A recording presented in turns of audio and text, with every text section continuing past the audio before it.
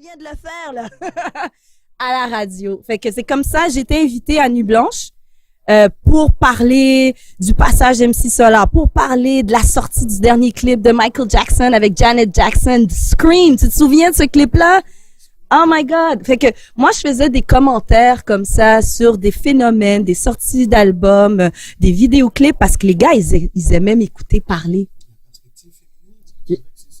C'est même pas juste la perspective féminine, c'est qu'à l'époque, les gars étaient tellement comme préoccupés à être real, qui plongeaient à fond dans la culture américaine, mais sans vraiment explorer qui ils sont. Eux, on n'est pas des Américains.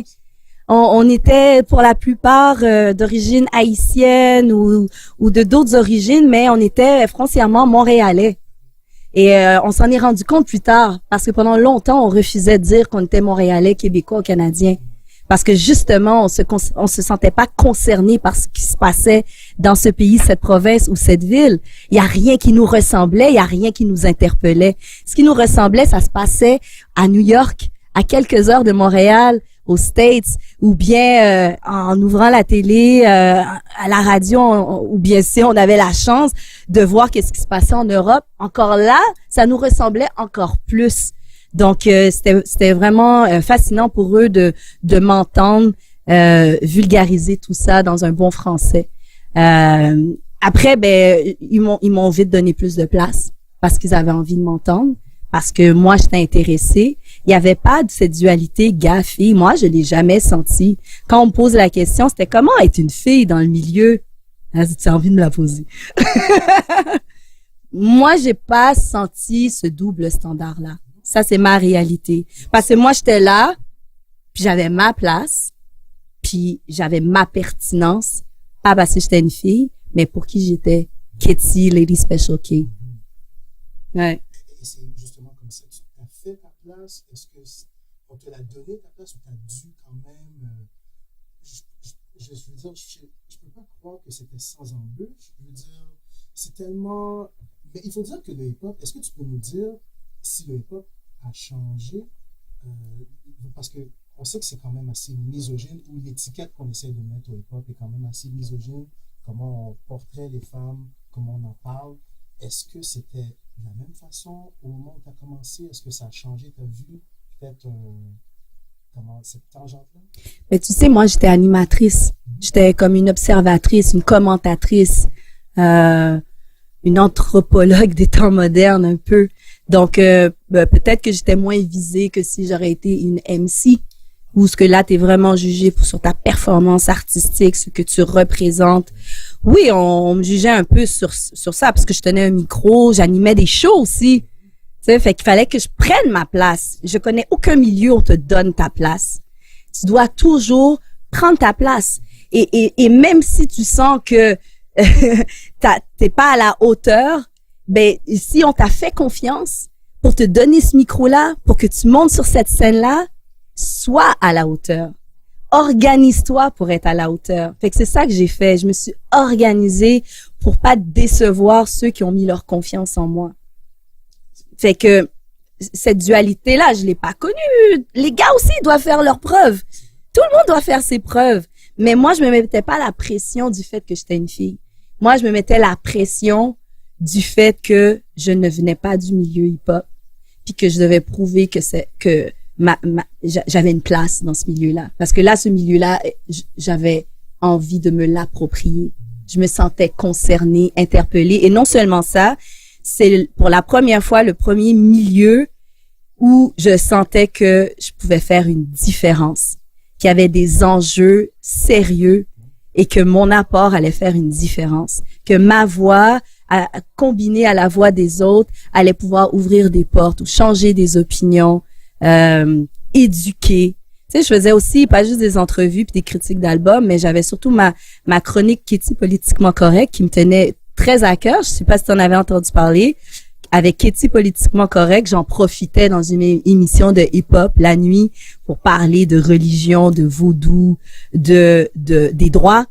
Encore aujourd'hui, c'est important de faire connaître à nos jeunes leurs droits. Quand tu te fais arrêter, qu'est-ce que tu peux faire? Qu'est-ce que tu ne devrais pas faire? Comment te comporter? Comment t'adresser à la, oui, aux personnes en force.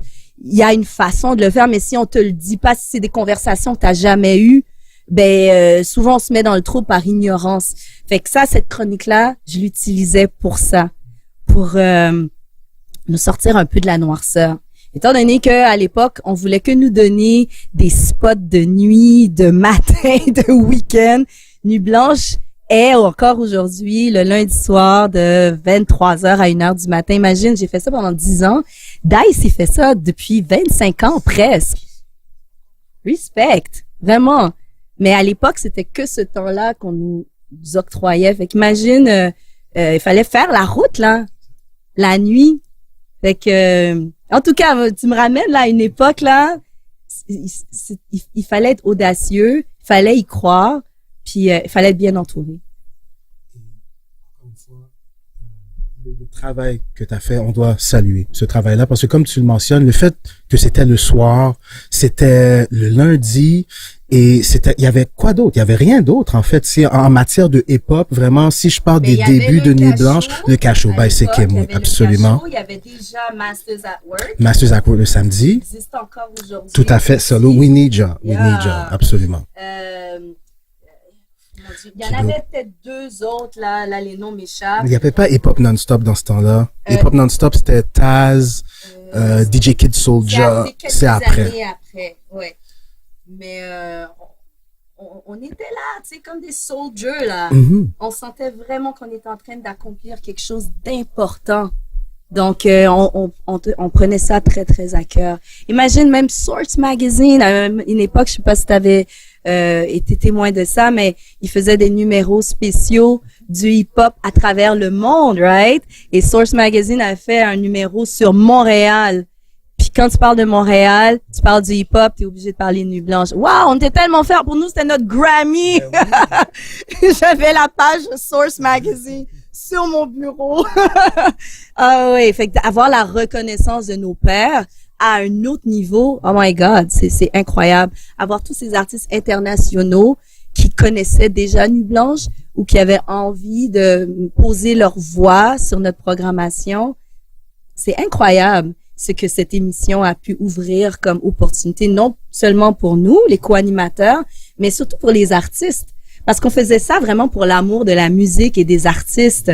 Vraiment. C'est la scène qui en a profité, justement, le fait que ces artistes-là avaient de l'exposure, ils avaient un endroit où aller présenter leur musique, ou avoir des beefs, par exemple. Il y a eu des beefs à Nuit Blanche. Et surtout avoir du feedback. Avoir du feedback, exact. Parce que t'es dans ton laboratoire, tu fais des beats, tu t'écris, t'es dans ton shit, puis t'es vraiment comme déconnecté. Alors, avoir un endroit où ce que tu peux partager ce que tu viens de concocter, parce que, je veux dire, c'était un petit peu plus ardu qu'aujourd'hui. Et là, t'as juste besoin d'un ordi, puis ça se fait presque tout seul. Mais écoute, moi, quand j'ai commencé la radio, là, c'était encore des bandes magnétiques qu'on collait, là, tu sais. Fait qu'on vient de loin. Quand j'ai gradué de l'université, l'Internet n'existait pas encore. Ah, je devrais peut-être pas dire ça. Non, on va pas te croire de toute façon.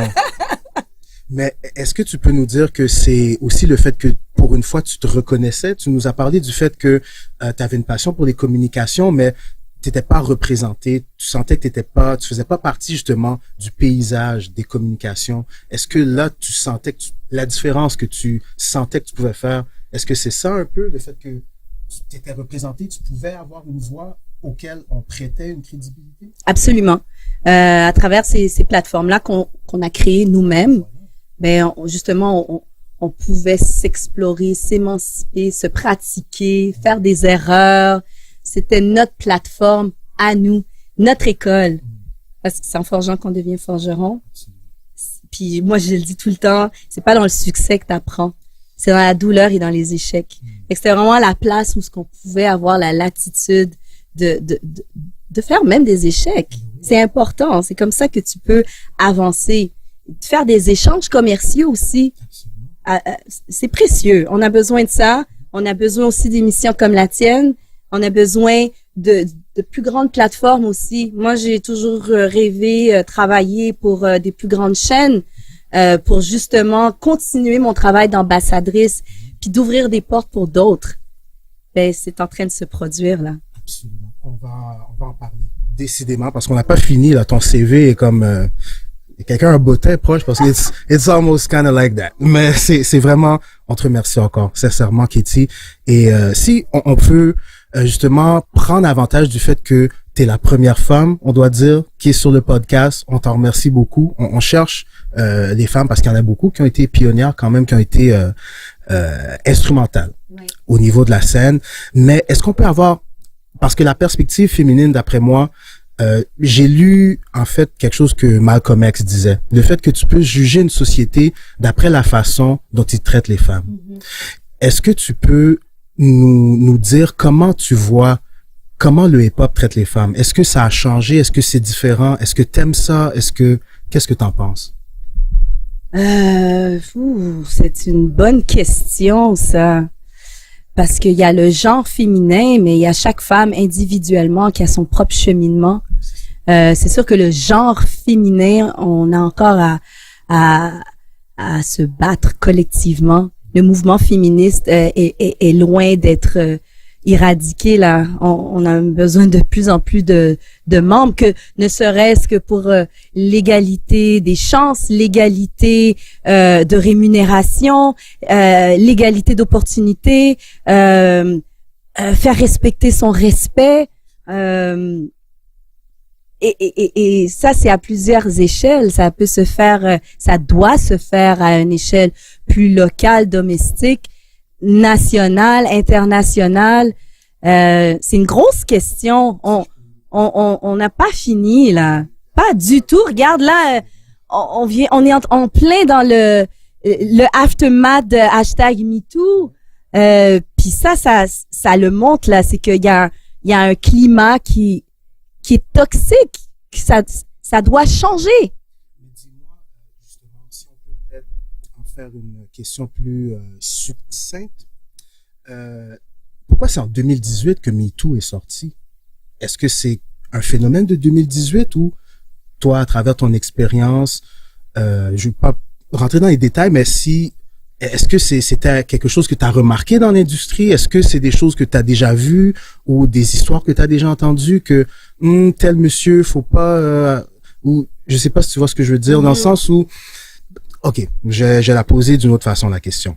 Fin des années 80, début des années 90, on peut aller Roxanne Shante, MC Lyte, Queen Latifah, qui d'autre? Il y en a une dernière. Je dirais pas yo-yo, mais tu sais, mais déjà là, c'est un éventail quand même assez large de la représentation féminine. OK? Là, on parle du hip-hop. Ouais. Mais on dirait que plus on avance dans les années, plus justement cet éventail-là se rétrécit. Tu trouves? Est-ce que t'es d'accord, t'es pas d'accord, tes impressions là-dessus? Ben, il faut regarder aussi quelles sont tes références. Moi, j'écoute pas vraiment la musique. En tout cas, je puisse pas mes références culturelles ou musicales à travers le mainstream. Moi, je suis quelqu'un qui a toujours puisé son inspiration dans l'underground.